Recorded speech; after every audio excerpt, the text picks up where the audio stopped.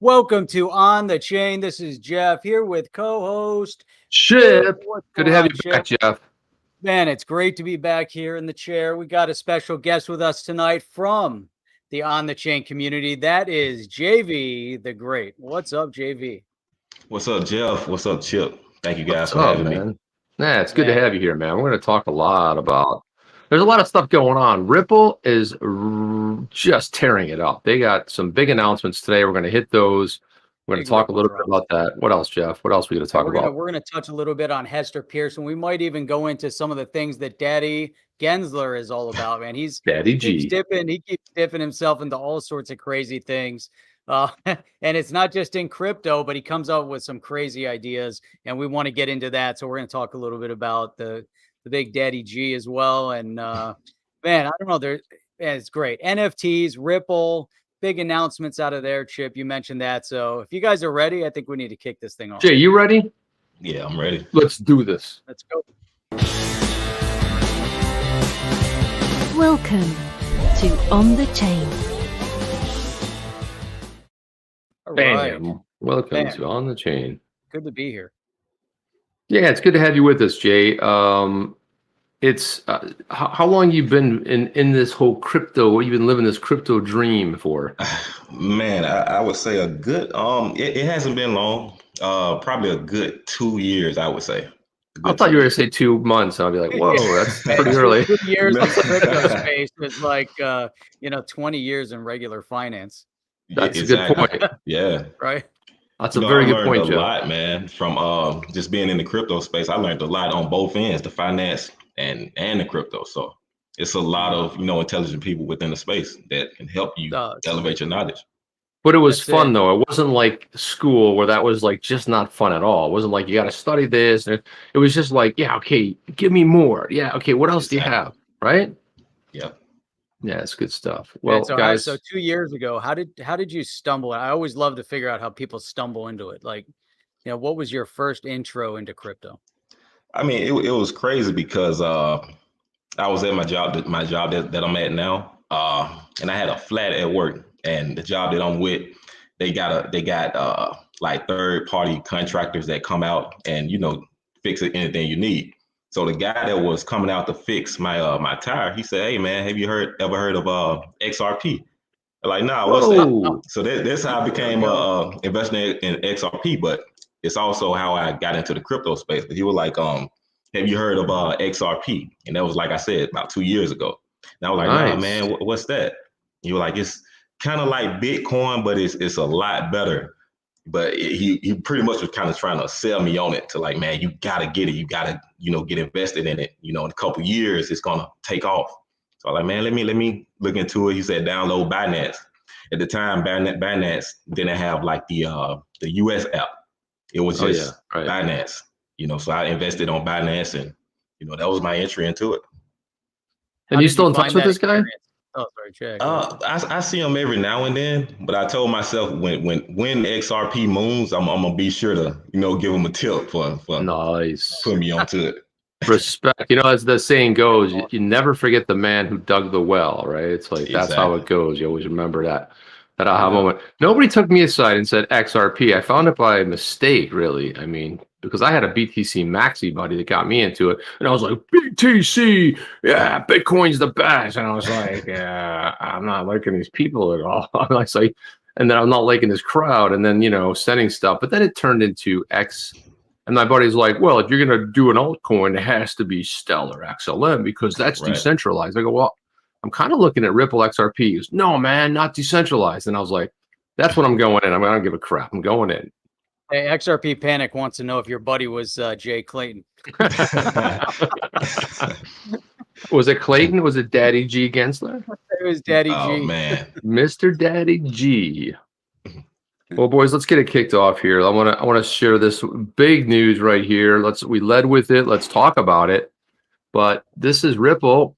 We're incredibly excited to launch our $250 million creator fund to enable creators to explore new use cases for NFTs on the XRP ledger and engage more deeply with the communities that they care about. And here's the fund right here. Now, by the way, Jeff and I already got in on this thing because we were working on, you guys, I think we told you, we're working on an NFT series. So we would prefer to be on the XRPL. I mean, this is one of the things we struggle with. Yeah, you know, OpenSea's got the eyeballs, but I mean, you know, we believe in the use case, and we believe that with the fees and everything compared to the gas fees, I think like that. So now what's weird about this thing was when I went in here, it's only like 10 questions.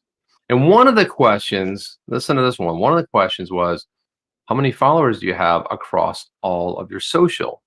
And one of the ones was less than 100,000, 100 to 500,000, 500,000 to a million. So I sent that tweet out just hoping that, like, you know, somebody would be like, hey, you know, yeah, so people, we do have an engaged crowd and people and stuff. Jay, what are your thoughts on this? You see this news today? What are your thoughts on this? Yeah, I saw it a little earlier, man. I think it's big for Ripple. It's kind of engaging the community a lot. I don't see any other crypto companies doing this. No, man. And it's like, I mean, everything's on Ethereum right now. Well, they're bringing stuff to Solana. They're bringing some stuff over. Yeah, you know what's crazy about the Ethereum? Hey, you want to give that quick shout out? I want to just quick shout out to XRP Supercard. Thank you for that support. What up, family? Only respect, and that's how it goes with the OTC family. Respect, love it. Go ahead, Jeff. So you know what's crazy with the Ethereum, and one of the exchanges out there was moving $100,000, and it cost them like 24 million. You know, I didn't get into all the details of why, but then I was trying to move again. I've got money sitting over there on the MetaMask, and I was trying to change it into Matic, right? So I've been playing around with some of the games that are online, and there's a racing game. I forget what it's called. It's called Rev Racing. It's called Rev Racing, and you can go on. You can buy your car, but the minimum cost on one of these cars was like $50, you know, so you get the NFT, the car, then you get it onto the game and you can race and stuff. Then you race for prizes and whatever. So I'm over there. I've got $118 stuck on MetaMask sitting in USDC, and I can't move it. And I haven't been able to move it because every time I try to move it, the gas costs are astronomical. I can't figure out how to get that $118 off of MetaMask. So I tried it again, and I'm like, I'm going to move $5. Let me move $5. I want to test out $5. It was $40. It would have been $40 in gas to move $5. I'm like, you know, try to move 100. It was like absurd amounts of money to move. My USDC stuck there forever. It's never leaving. So that's one of the issues I see that's kind of inherent. Maybe I'm doing it all wrong. I don't know. But there's something inherently wrong in that back end with the Ethereum, with these gas fees that are just astronomical. And I could be completely doing it wrong. No, I don't think you are, Jeff. Money's stuck over there. It's never coming off. Well, I don't know what's going on. I don't think you're doing anything wrong. But I think this is exactly why. You know, you see right here, you got Mintable, which Ripple's invested in. You got Mint NFT, and then VSA Partners, which I don't recall what that is. It sort of rings a semi-bell there. But these are the people that should apply. If you're a creator in a brand, like musician, artists, performers, athletes, global brand reps, and want to innovate experiences to fans, agencies, creative and talent management agencies, and then marketplaces, innovators of digital markets that are looking to integrate with the XRP ledger, bring top talent to the platforms, deliver seamless NFT. So I like how they're going really deep on there. It's not like, hey, can you make a silly 8-bit image and then put it up there? They're going deep.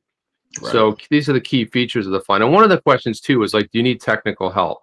And I was like, hell yeah, but there's no hell yeah. I was just like, yes or no. So I said, yeah. And it's a technical support. Is that your dog, Jeff? Nope. Nah, that was mine in the background. Yeah. Oh, Jay, what kind of dog you got? It's a toy poodle. Oh, a toy poodle, Jay. I would never have guessed that. I would never have guessed. But that's cool. Poodles are cool. I grew up with a poodle. I lived to be 8. When I was 18, that dog died at 19. It was like my whole childhood gone in a minute. So it was like one of those things. Tech support to integrate with the XRPL, build the best in class. So that's cool, right? They're going to give you help with that. Then you're going to have co-marketing. What's that? I like it. I like the idea of them putting the NFTs up onto the ledger. Oh my God. It's this whole thing, this move, it's going to be monumental because it's going to be so much, everything's going to be better about it. I mean, in so many levels. And you got co-marketing, creative agency support NFT creation and promotion, which is nice. And then access to the XRP marketplace partners, provide seamless NFT experiences. I think they need to get a game company in there, because that's one of the things that Jeff and I are exploring. We want to make a game out of our NFT. And because we think, because we believe so strongly in the utility, it has to have utility, at least. So, right. That's good stuff. I wouldn't be surprised if someone came out with a game, put it on the NFT. Well, I mean, the thing about it is that, there are games, but what's nice about it is, like, you get a game going. I mean, so NFT on the XRPL, right? Low minting fees. Not Jeff's problem when he moves $5, costs him $40. So low minting fees, great experience, and then hey, plug it into a game. So that's kind of one of the things that could potentially be be out there. And a bunch of people tweeted about this today. I watched the first part of the Apex today. Apex, there's a 2-day. I got to tell you, it was really professional, really well done. Like, they didn't skimp on the stage, looked badass. Had like this hole that was like lit up like a yellow, and then like they walked out of there. I just thought it was part of the stage. It was really well done. And then Monica came out and she interviewed Alexis Ohanian. And I go to a lot of conferences like Jeff, see a lot of keynote speakers. I mean, obviously Gary Vaynerchuk, known as Gary V. I've seen him twice. And I saw him about 8 or 10 years ago when nobody knew who he was. I go up to him and talk to him like 20 minutes after stage, and like, hey man, hanging out with him. I'm like, I can't believe nobody doesn't know who Gary V is. And so then I gotta tell you, Alexis did the best keynote that I have ever seen. It was like better than a TED Talk. And so he gets out there. So I'm hyped, right? Like, Alexis comes out, he's got jeans, like a t-shirt on, and of course Monica Long's wearing a sleek black like cat woman outfit. She's all like prancing around the stage, and she sits down, she's talking to him. She's like asking him all these questions. You realize that he goes, talk about some of your early investments. He said because he's the founder of Reddit. He said, he goes, the reason that I invested in Coinbase is because of the vibes. He goes, there was a Reddit group about Bitcoin. They were so into it. They were so excited about it. I'm like, I got to do something with this. He goes, I met Brian Armstrong, and I was one of the seed investors in Coinbase. Boom. So he was early days. I don't know what he got for that, or how that ended up with as they built it. But he said at the time, they're just like, we just want to have a way to buy Bitcoin, because a lot of those exchanges were overseas and kind of not so on the up and up. But anyway, it was a really cool breakdown. I didn't get to see I got to see a bunch of the speakers, but what I really enjoyed was the chat. The chat was just, going back and forth. James Rule was in there. OG was in there. It was a bunch of people that I kind of knew. And unfortunately, Matt Hamilton was supposed to be the first speaker, but I think he got, because I know he's living in the islands right now, and I think he got trapped in the islands. So he did a video, but Matt was in the chat. I'm like, Matt, hey, what's up? He's like, hey, Chip, what's up? It's like, wait a minute, are you supposed to be on stage in a few minutes? So for some reason, he had some issue with traveling. But from what I see and what was announced today, man, what is Ripple ever going to stop, Jay? I mean, is Ripple on a tear, or are they just getting started? Yeah, they're on the tear, man. They're on the tear. Nothing is going to slow them down. And when these shackles are broken from Ripple, it's a wrap. It's a wrap. And we can see why Ethereum has pretty much tried so hard. The Ethereum Foundation has tried so hard to kind of put everybody against them, the SEC, and kind of hold them back, because the ledger is far more superior than the Ethereum ledger. So, without a doubt. And I don't see any competition. How long have they been working on 2.0? Does anybody know? Like 20 years. It seems like for Jeff, they just worked from 2015, 6 years old. I mean, but doesn't it seem like a really long time? Yeah. I wonder if somebody in the chat knows. I think it's since 2018, I believe. Yeah, they've been talking about rolling out for quite a while. Yeah. They're 3 years in and they're no closer to it. That's the best part of all, man. Yeah, I want to throw this up here real quick from Johnny Crypto. It says, JV, thanks for all your valuable insights. You deliver night in and night out here on OTC. You add a lot of value. And we also appreciate that a lot. We've seen Yeah, your man. commentary, and then it's kind of funny all that time. We're like, is it JV or is it J5? It's J5, man. I tried to figure out where that come from with Jeff. Jeff always is it JV, J5 or what?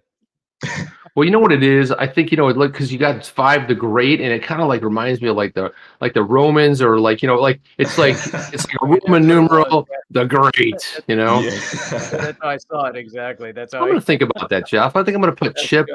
And by the way, when I tell you, when I tell Siri, I'm like, hey, who is this? And she goes, badass of the universe.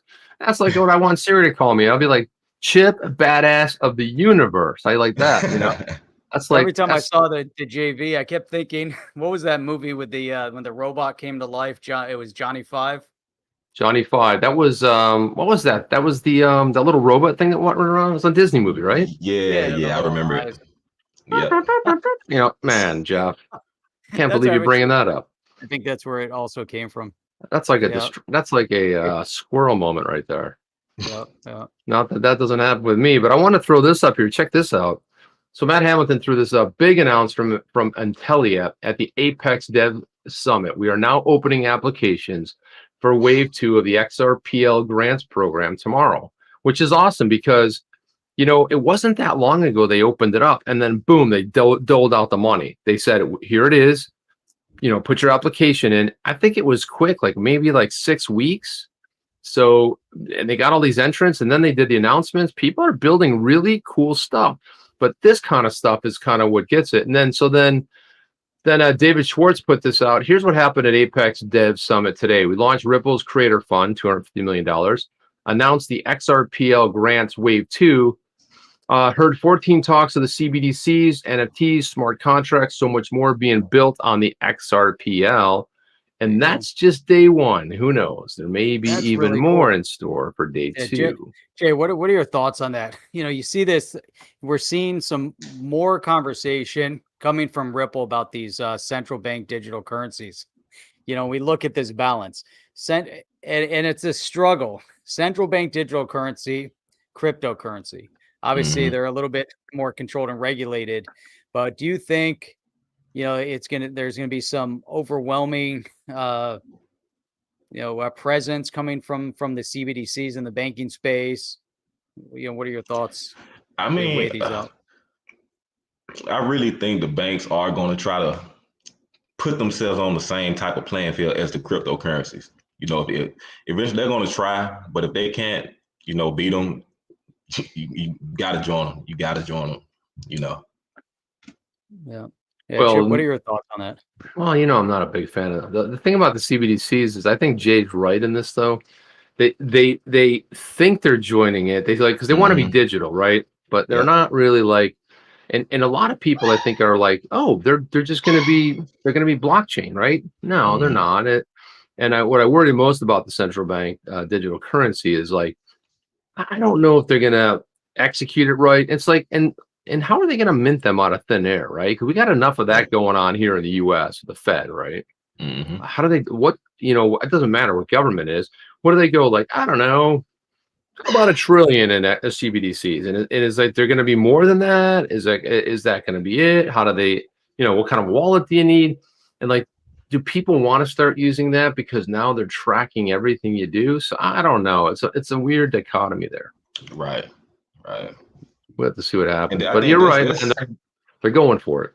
Yeah. That much is true. There's another one. Channing is saying, hey, guys, were you aware if you delegate 1,000 SGB to best FTSO, you'll get their NFT? Channing is I don't know the best man. What is the FTSO? FTSO is the I can't remember. Is that something to do with Flare? No, it's yeah, but it's the Flare. What is it? Channing, put that in the chat what that means. I can never remember it. For all the millions of times I've seen it. It's the come on, somebody throw that in there. But anyway, but that's actually pretty cool too. But there's a lot of stuff going on there. I'm seeing people. Somebody asked me, James Rule reached out to me. He's like, Chip. He asked me in the public chat for Apex. He goes, Chip, do you have your SGB? And I'm like, dude, I haven't even checked. I've been so busy. No, I haven't even looked. He's like, and I was like, then where's I the felt like, SGB going to come into? Where are you going to get it? well, on the hard, if you on the cold storage wallet, if you have like the ledger, MetaMask, ain't it? yeah, ledger, you already have it. Then Jeff, you got to use MetaMask. That's your favorite tool, dude. I don't have. Yeah, it is. I love it, but I don't have maybe, XRP maybe you over can there. exchange that USDC for a little bit of There you go. Songbird.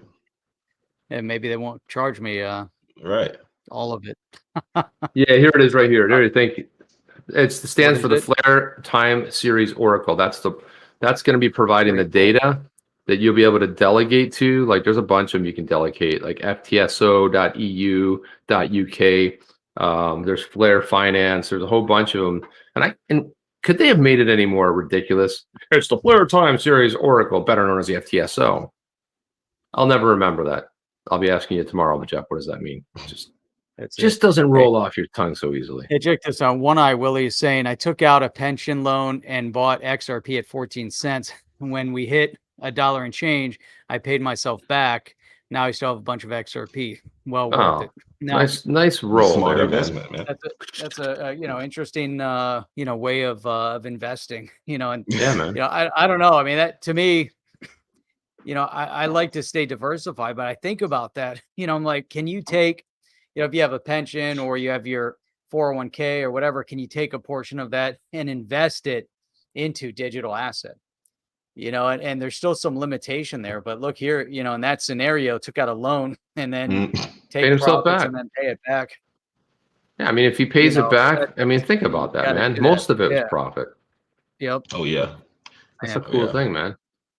Yeah. That's very cool. I mean, and then we have, I'll throw this up here. So this is what I like. This is not so subtle. If you want to throat punch Gary Gensler, this tweet is it right here. It's like, nice statement by the CFTC Stump. That's one of the commissioners there, right there, Don Stump, Texan, on the importance of writing clear rules and explaining how to practically apply those rules to new situations. Guys, just on the face of this, without looking at it, is that a throat punch right there?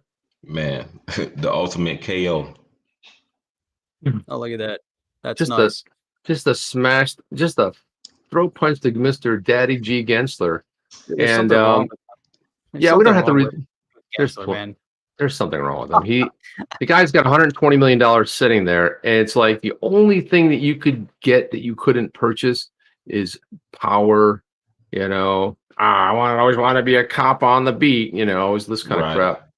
So I concur with the commission's settlement order regarding Payward Ventures. Kraken's a digital asset company's primary business, the operation of online digital assets. I write separately to comment on certain implications of the commission's findings that Kraken, one, engaged prohibited retail commodity transactions in violation of Section 4. And it goes on and on and on. But basically, Hester Peirce basically nails it in one simple tweet. She didn't CC, she didn't like hashtag Gary Gensler's a fool or hashtag, Daddy G or something like that. But this is more subtle. But I'm sure, man, I'm very convinced there's a lot of this going on at the SEC, man. Yeah. Yeah. I mean, it's obvious it was pointed toward his direction as well. And if you get a chance to read it, man, this is how they're supposed to be regulating. They break down in this document what Kraken violated and what they can do to help guide them and provide clarity. Something that the SEC seems to not want to do. The SEC seems like they're just so big on throwing out the fact that they won some money, that they beat who they're going against. They're more into promoting how they got this amount of money from the person and the company, while the CFTC is actually breaking down like, okay, this is what we need to do. This is how we're going to move forward. This is exactly what you guys did that violated the law. Right. And the SEC is missing that. Big time. Look at XRP. Yoda says, hey, Brad Garlinghouse, when are you going to offer Hester Peirce a job at Ripple? Well, that may be coming, because I got to tell you, if you're gonna get any ex-government official, might as well be her, man. I mean, have her on your side. Do it. Hey. Yeah. Do it. So anyway, that's Daddy G. But what you're bringing up is kind of spot on, because I was looking at this article and this shit, And it's just like every day, right? Gary Gensler comes out with this. Look at this. He issues fresh warning to the crypto market and platforms operating outside of regulations. Now, he keeps talking about regulations, and he keeps talking about everything's crystal clear and there's loads and loads of clarity, right? And then we look at this, and here he goes again. He's issuing yet another warning. While he's speaking at the Code Conference earlier this week, he told attendees that cryptocurrency trading and lending venues should become regulated. Now we know there should be some regulation. There needs to be a little clarity, some rules of the road. But look at this statement though. There's trading venues and lending venues where they coalesce around these, and they have not just dozens, but hundreds and sometimes thousands of tokens. This is not going to end well if it stays outside the regulatory space. Now, when he keeps talking about these regulations, where are the regulations? I'm just like, I'm really confused by what he keeps talking about, because there is no regulatory clarity. And this is part of the problem. But would you trust this guy? Does he have some ulterior motive? Because then, look at this one. I want to get your, some feedback on these also. But, he's talking about, Gensler's talking about support for Bitcoin futures, ETFs. But he keeps talking about these crypto funds, right? So one of the things that he keeps referencing is that the SEC is there to support the retail investor and protect the retail investor. He keeps attacking the exchanges where individuals like us can buy digital asset and trade them. Now he's talking about and reiterating support for futures and exchange traded funds that are overseen and controlled like mutual funds by big institutions.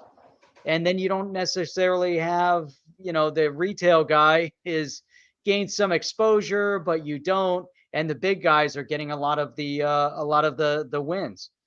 I'm struggling with this one. So it just seems to me like he's okay with cryptocurrency as long as the big financial institutions get their piece. What do you guys think? Yeah, I think you're right, Jeff. I think you hit the nail on the coffin, man. On the coffin, I like that. Yeah. Well, here's the weird thing, with the whole thing with Gensler, he just keeps sticking to the story, right? It's like clarity. If you count on the efforts of others and you profit from it's almost like a robot. I'm like, is he a for real dude? It's like saying the same stuff, avoiding the questions. He's kind of a nut, man. I don't know. Chip, it may be his evil brother, man, his twin brother. Yeah, man. It's like there's a lot of that weird stuff going on right now where people are acting a little bit weird and going on. That's a lot of stuff. Look at this right here. So Stuart Alderodi, he's chief counsel for Ripple, and he said, "Hey, did someone drop their security?" And it's obviously it's an orange, right? So that's funny, right? Now the better tweet is coming up by none other than Matt LaRoche, which I had to check to see if he was in here tonight, which is cool. But Matt answers with, "Yeah, I prefer lemons." I love that, man. I just love really that, funny. Of course, I had to answer with one of these. That made me laugh right there. And then Ali G from the great continent of Australia. She goes, "Thirsty, Chip?" And it's like just a bunch of lemons. By the way, I love lemonade. I love lemons. I eat lemons. I love them. I love lemons, even limes. When I was a kid, I would eat that. I would eat them. I got this. Check out this cool clip from the crypto community. Go, Gary, go! Go, Gary, go! Go, Gary! Is that Gary Gensler? It really isn't, but we say it is. Man, Gary wished he had a cheer squad like that. Right? The street would be empty for Gary. No, Gary had the pitchforks and the torches, man. Right. And they'll start building the stage for him to, that seems what could be potentially in the cards right there. Yeah, but then how about this one? Gary! That gets creepier every time I look at it. It really very does. creepy. So we did get a response from Gary to that last one. If you haven't seen it yet. And you will respect my authority.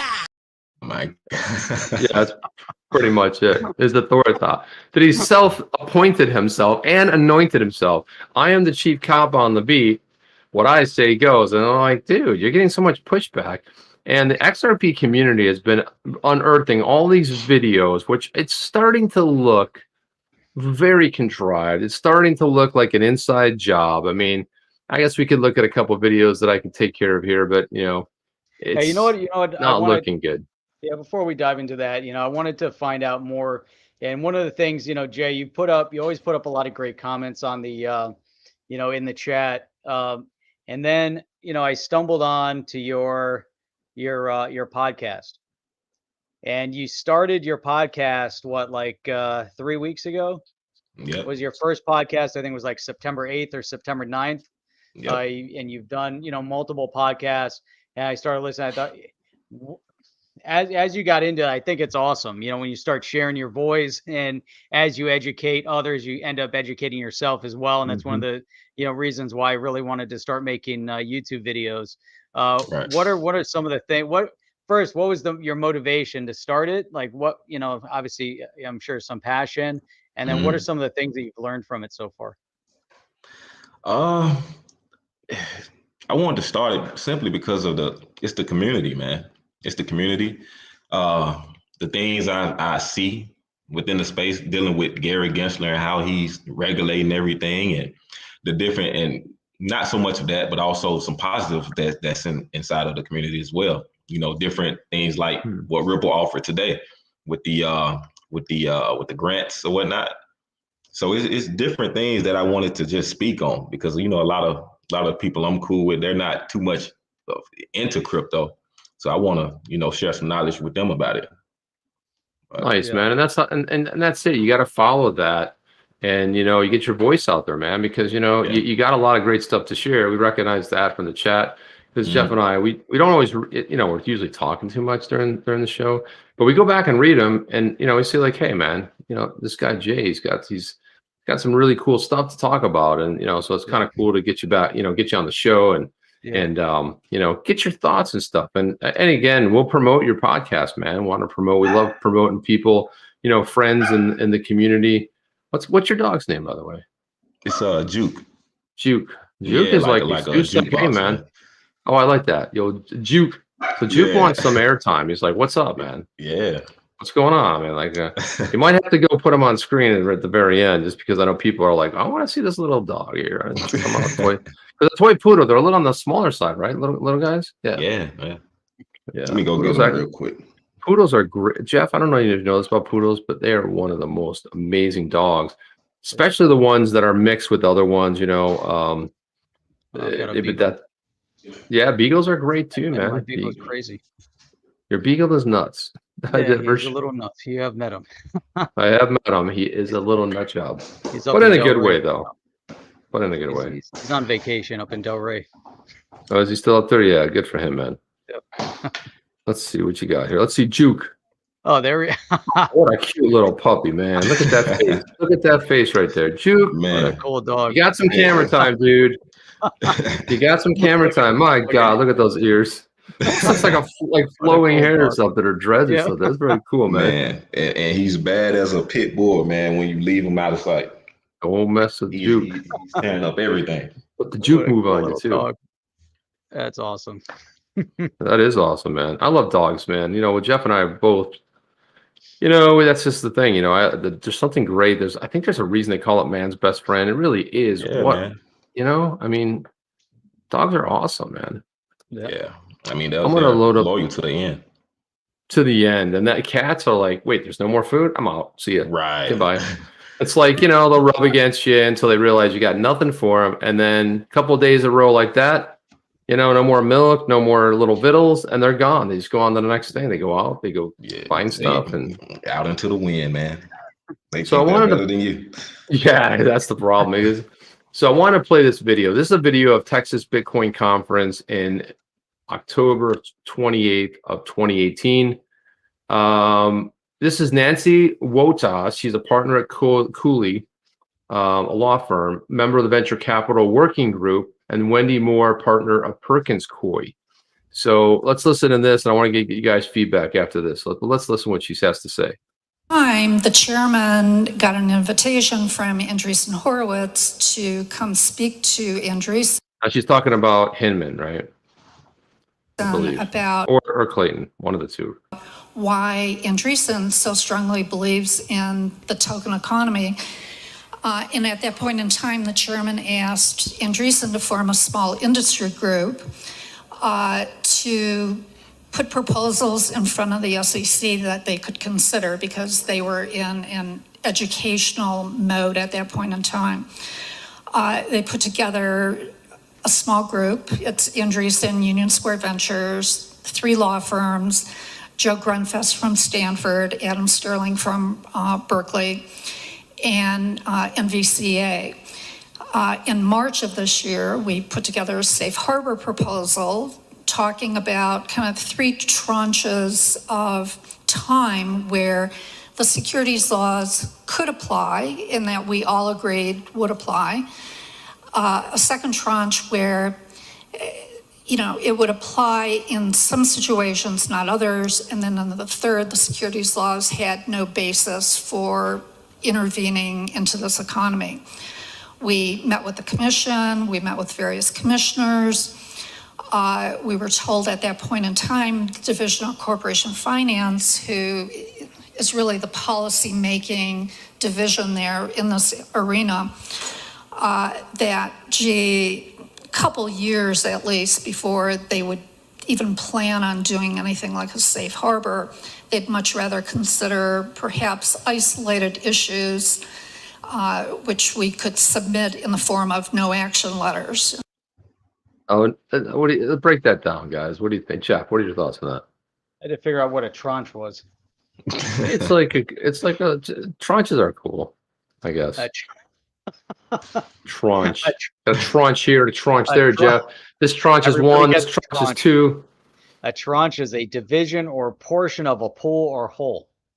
So she's talking about a tranche of time. I don't know if she was using it 100% correctly, but maybe she was. I don't know. Normally it refers to segments of like money. Okay. Here it says, oops.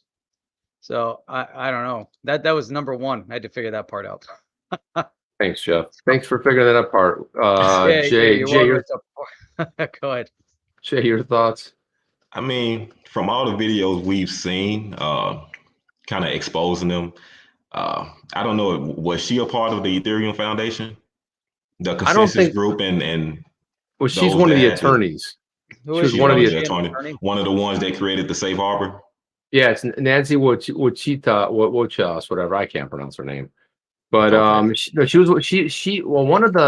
She's from one partner at Cooley. That's one of the law firms, and then you guys know Perkins Coie, which has got a lot of controversy around that organization. Right. So, and it was amazing how she could recall everybody that was there. Yeah, it was so and so, and blah blah blah blah blah blah. She like she just had the meeting. I mean, I wouldn't remember that, but interesting how they proposed the safe harbor.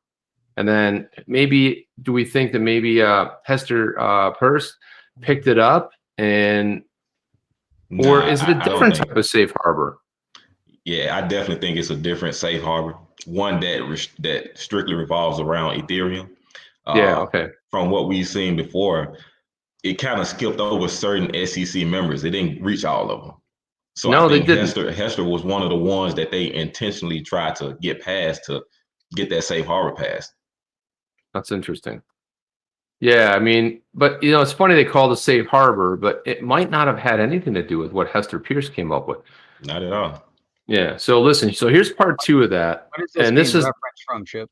What period of time is she referencing to? I think she said it in the video. I think she was talking about. She said in March of this year, which was in 2018.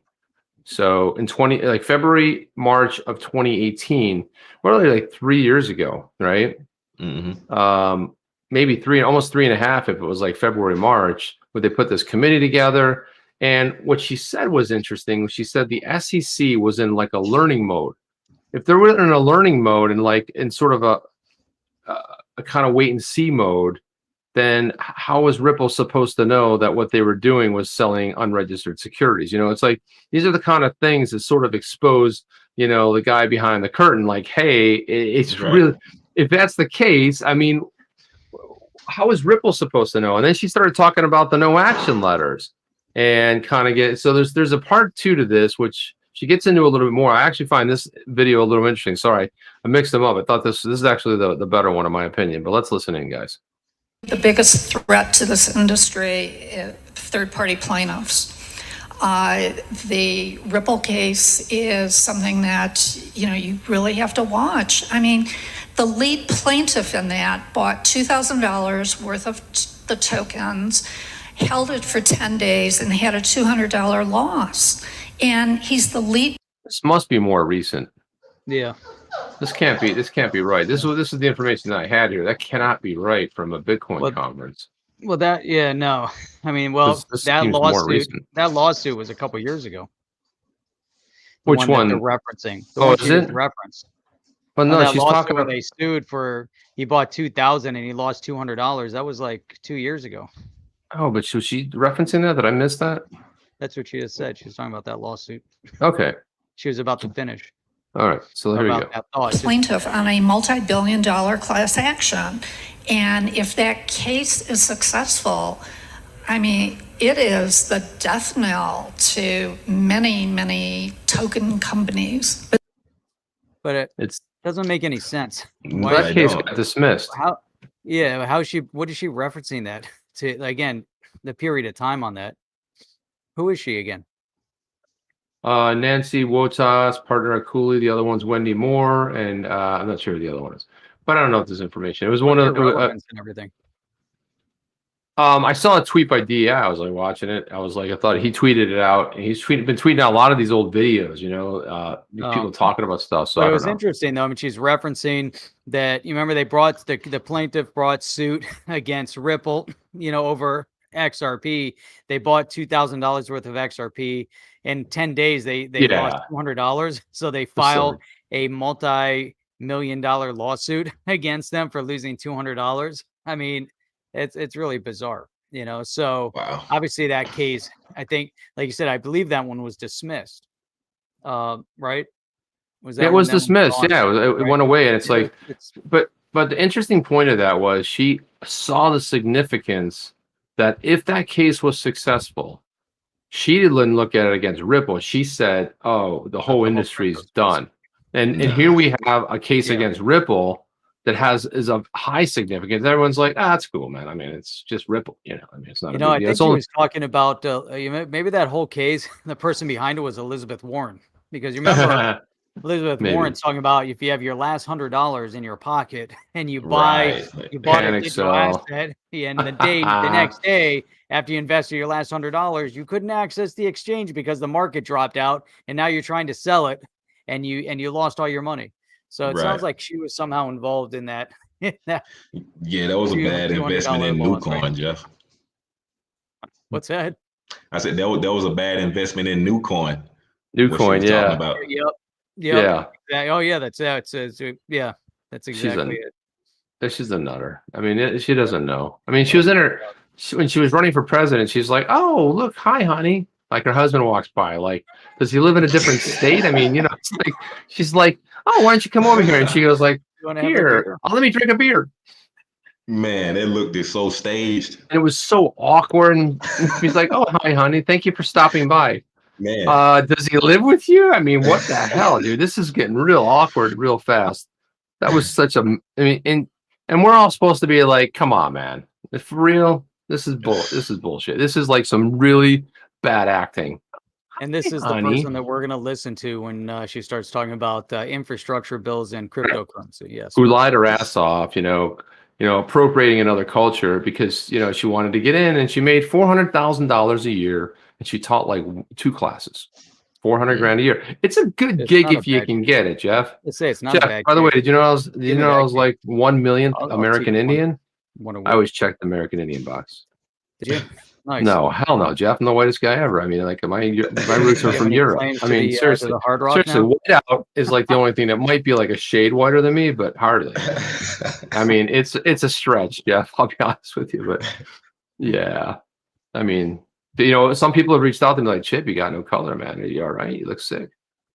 I'm like, sorry, man. I'm just a white guy. What do you want from me? I'm like, I go, I have a tan. I'll show you my tan line. I mean, I can, do a little, show you a little tan line. I mean, it's kind of weird, but it's awkward and everything. But I want to show another piece here. And again, I don't think we need to get into it, but I got to tell you, this is one of the best things that I've read in a long time.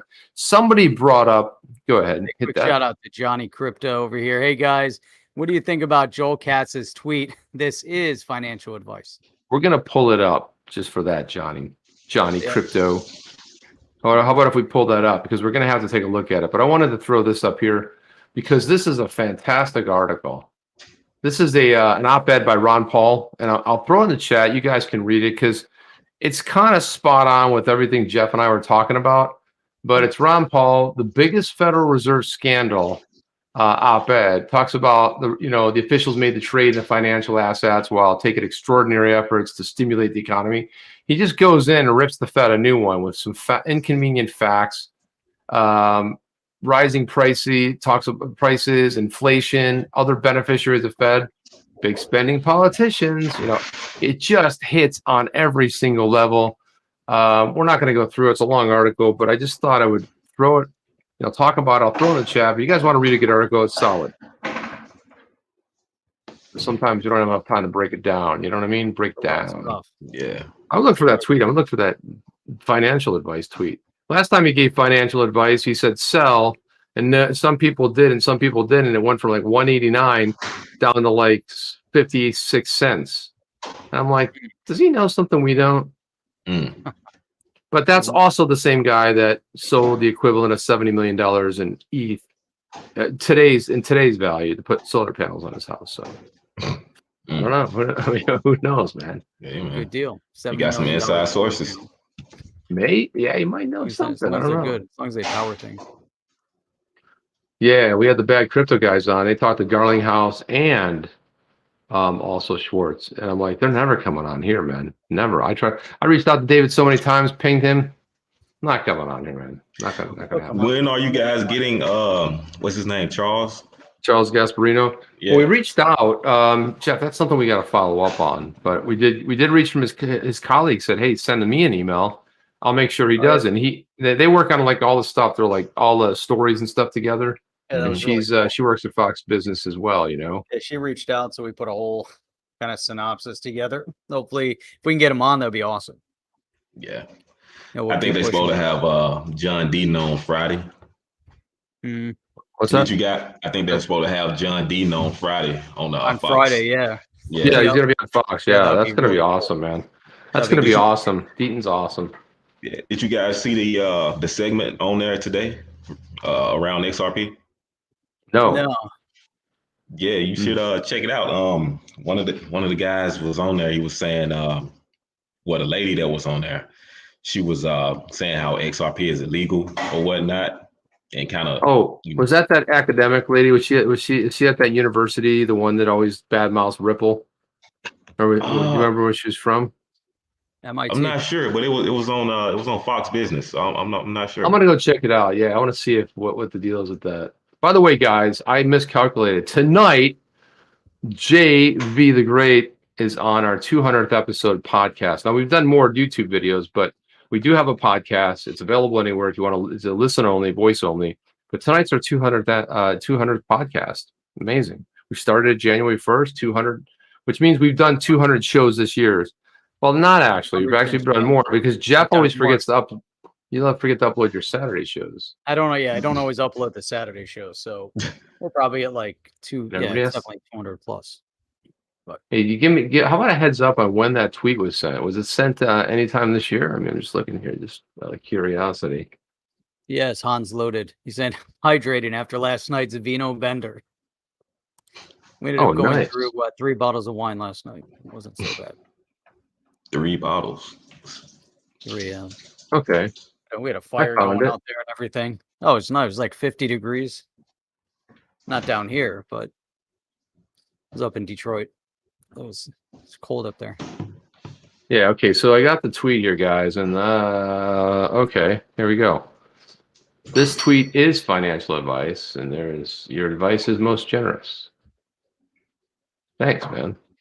What is it? What do you say? Zoom in on it. You just said this tweet is financial advice. And, what And does then it say? the guy saying your advice is most generous says this tweet is financial advice. And then this guy in the meme saying your advice is most generous. It's not that generous that there's no financial advice. You see, it's a little tomfoolery going on there with Mr. Joel Katz, better known as I don't know What movie is that clip from? Well, geez, I don't know, Jeff. How do you know? JV, what do you got? I don't know. Do anybody recognize this? It looks like something from the 1800s, late 1900s. It looks like one of those period shows. It's a Netflix show. Like we can search Netflix for it, Jeff. Uh-huh. It looks like a nice gentleman caller. Hello. That's from that show on Netflix called Altered Carbon. So Altered Carbon? maybe you can dig in a little bit. Altered Carbon. Maybe Matt there's LaRoche with the answer there. hidden meaning here.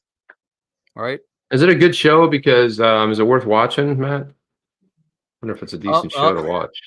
Carbon credits? Is he saying something? Carbon credits. Is he thinking something here? Mm-mm. Altered Carbon, the cyberpunks, to the carbon credits, to Maybe, Jeff. incoming settlement. You know, they like to speak in codes. That's Yeah, right. who knows? Who knows? I'm Financial glitching all over advice the run place for here. ETH after a year or so. Let's see. I'm glitching all over the place, Jeff. You would say very clear, no, Gary, no. Am I glitching or are you glitching? No, I think I am, man. I'm like, I don't know what's going on. Weird. I don't know. But anyway, I mean, I think, you know, the rest of the world's moving on. I mean, some other headlines we got here, like Switzerland's FINMA approves first crypto fund for select investors. El Salvador is building the most awaited volcanic geothermal Bitcoin mining facility. They started building this thing. Volcano power, man. This is I love it. Geothermal Bitcoin mining. Pull that one up, man. That article up. How cool is it? And there's a little bit of struggle going on right now in El Salvador with people actually accepting. And there was a statement. I don't know if I threw the article in here or if I threw it in yesterday's Keep, but there was some concern about who holds the keys. Who's holding the keys to the Bitcoin wallet? Yeah, it got to be the government's holding it. You know. Yeah, it got to be the government. I don't know if there's an issue with my. I can't find it. I can't find the link, but it's crazy, right? So if you think about, you know, El Salvador, you know, doing all that, is it the government? Is it the president? Somebody over there's got to be holding, and nobody's answered that question. The tweet's not loading that has all the info on it, so I'm gonna get out of here because I see that. Somehow the tweet, sometimes what they do is they embed a tweet, but it doesn't load, and then you get like all this. You're slow. So El Salvador, let me see if I can find it. I just pulled up, and it's interesting because if you compare it to what is going on over in Nigeria, glitched. Oh, here it is. The most awaited volcanic. Here we go. Let me pull it up. Hang on. I can volcano power, Jeff. Volcano power. You like that, Jay? You gotta love volcano power. Yeah. You know, I mean, if you can harness through it, that was the same one I had. Yeah, but he's got the glasses on. Check out how cool that guy. Look at that, man. He's got talking about. That's what I wear when I'm working around the house with the weed whacker, Jeff. Those are safety glasses. Those aren't cool glasses. Those are going to protect you from volcano. Hell no, Jeff. Eruption. From the fumes. No, it's not gonna work. That ain't happening, bro. Doesn't matter. Look at that, man. Volcanic geothermal Bitcoin mining facility, man. Doesn't even matter, man. It just doesn't matter what kind of glasses you're wearing. Scroll up, Jeff. Let's see if we got something on that tweet there. All that matters is that they're building a volcanic geothermal Bitcoin mining. Man, it just sounds cool. Let's see his tweet. There you go. Let's play the video on that. See if this plays. First step. Look at that, a little drone shot there. Look at that volcano steam. Well, the other thing about it is like this is the government minting, mining all this stuff. Yeah, you think this is for real? I mean, do you guys think that's good for the environment? Do you think it'll have any type of effect, positive effect, negative, or what? No, I mean, I don't know what those vapors go in there, but do they go in there anyway? I mean, if it's just like vapor, right? Well, it's Water geothermal. vapor? It's just when Yeah, it's just water vapor. eventually it's water vapor to Yeah, cool it see, down, but the power already exists, look right? at The Anisi, he says geothermal power, safety it's all goggles. volcano power. It's like over in Iceland. It's cool. It's good power. No, We need a little bit Gary. of that down here. We need some. Yeah, Jeff, we have hurricane power. We get one of those blowing in once in a while. That'd be cool. And then so you have where'd the other one go? So over in El Salvador, you get these guys, they're working on geothermal power. And then over in Nigeria, which is the first country in Africa to launch a CBDC, that's their claim to fame. They're going to launch their central bank digital currency.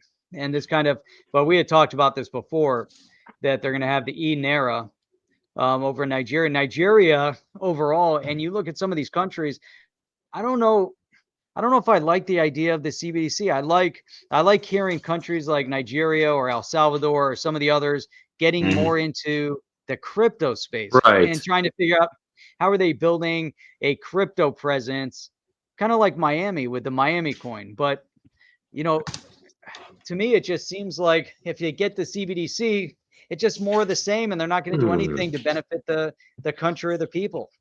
But you get the crypto aspect, all of a sudden these countries that were never leaders become leaders in the space. What do you guys think about that? Jay, thoughts? Yeah, I think you're right, Jeff.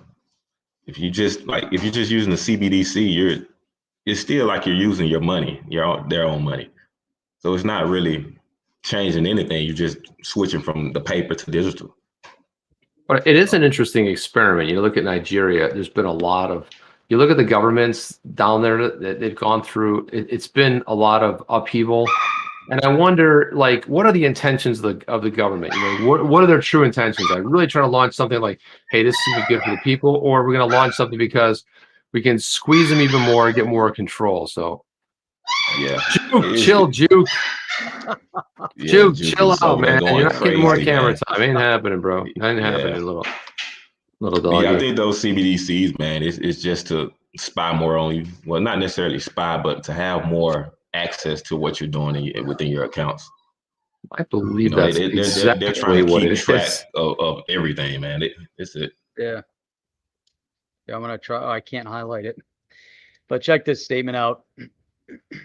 So here you have Olamide Adesina, CEO of Nigerian analyst firm TM Analytics, believes that the e-Naira can't replace the crypto market or fight and win Bitcoin. However, he stressed it could complement the crypto market and provide leverage for a growing number of people from Nigeria. So I think that it just reiterates exactly what we all just said. He's saying there's no way it's going to replace it. It's not even run in parallel. It's just going to get people more into the digital space, and you're going to get more people banked over there. And here you have more financial inclusion is what they're talking about. Man, yeah, I tend give banks I more tend control more over citizens. Yeah, exactly. Yeah, I see that. This is it right here. More control over the citizens, Yeah. over their financial rights, which kind of is reminiscent of what they're doing over here, where they want to track. That's right. If you move $600 out of your bank account, the government wants to know about it now. Man, that's every direct deposit from every type of worker. They keeping track of everything. Yeah, what army is going to do that too? Look at this right here, guys. We got Organic FUD. Thank you for that. He says the Ripple funded lectures at MIT was Gensler's cut. There you go. Just like that. Jeff, did you know that? Did you know that he was at MIT?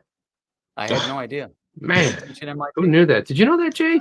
Nah, I didn't know it, man. Nice. Well played, man. Well played. Let's see what this. There's some amazing comments here in the chat here. Yeah, there's some good stuff, man. Let's see, Jeff. You're not going to believe this, but that's an hour, man. We're at 59. Is it really? Yeah, we're just like, I thought we were just getting started. I thought it was like the half-hour mark, starting to like cruise around the back half, and then bam, just like that, Hey, just but like before that. for the people over in Europe, before we kind of launch out, but I think this is kind of cool because this just stresses. So here we have, what we just looked at with Nigeria. We see what El Salvador is doing. We know that in the U.S. they're trying to get a little bit overbearing. But check this out. Mm, Europe becomes the largest crypto economy with over $1 trillion in transactions. that's incredible.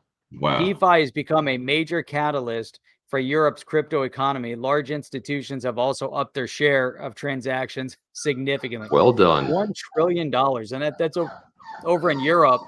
And could you That's imagine serious. every one of those transactions? So one of the things they're trying to push for with crypto is that if you move $10,000 worth of crypto, it gets Mhm. reported. That's all right. That's what that's if you okay with move that. 10,000 Yeah. to a bank account, it gets reported. I'm all right. That Exactly. seems okay with me.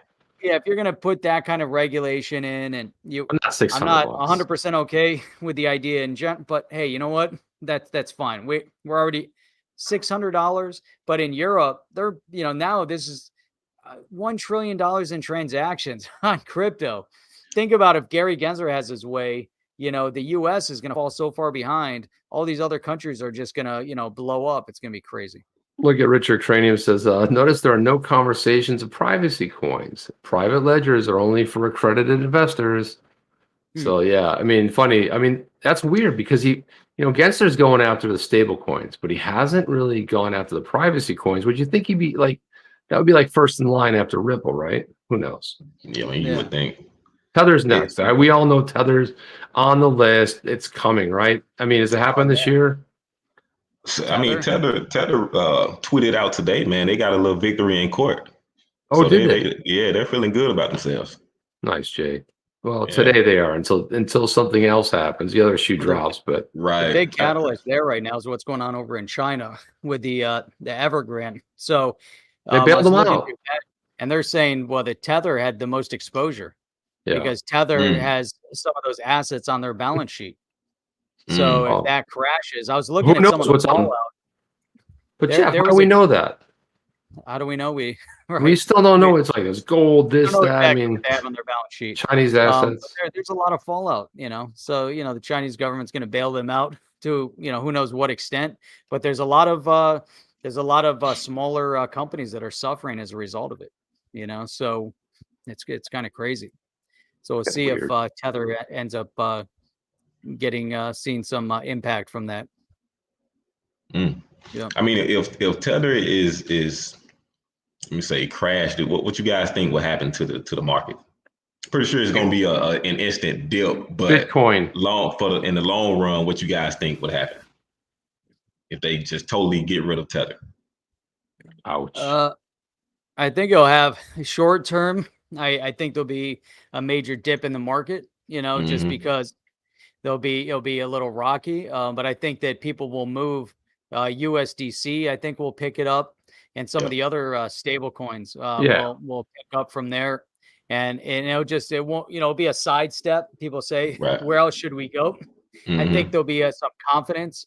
Overall, people won't know exactly, it depends how it gets shut down.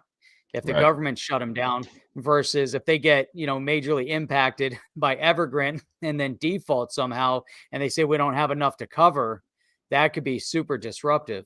But I think then that would be a short term, but that short term could be a year, but who knows? I mean, now we're just kind of, hypothesizing, but when the bear market came from 2018, look how long it continued. It dragged on for a while, but that could be one of those major upsets. But maybe, people will sidestep and will recover a lot, really, really quick from that. I don't know. I'm not sold on Tether to begin with, the idea behind it, so yeah. Apparently a lot of people are because it seems to be doing okay. I think USDC is the real one. I think that's going to be the number, and probably take a lot of dominance. But anyway, guys, we're going to wrap it up here. We broadcast. Jeff, when? I want to give we broadcast 6 days a week. Before we do that, I would love to put do you have a link to your podcast? Is there anything you can put in there, an easy way to find it? I would have to get out of here. I don't have it now, but I'll just tweet. All right. I'll just tweet you guys and tweet us and we'll retweet it. Okay. Yeah, we'll keep retweet. I know I'd sent it out there before. I was trying to log in to Spotify and it wasn't letting me log in for some reason. Oh, you know what? It's on your Twitter.